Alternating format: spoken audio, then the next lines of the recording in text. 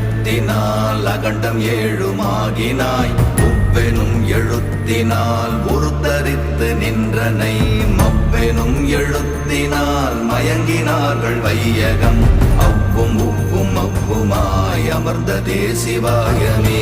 ஓம் நமச்சிவாய ஓம் ஓம் நமச்சிவாய ஓம் நமச்சிவாய ஓம் ஓம் நமச்சிவாய ஓம் நமச்சிவாய ஓம் ஓம் நமச்சிவாய ஓம் நமச்சிவாய ஓம் ஓம் நமச்சிவாய.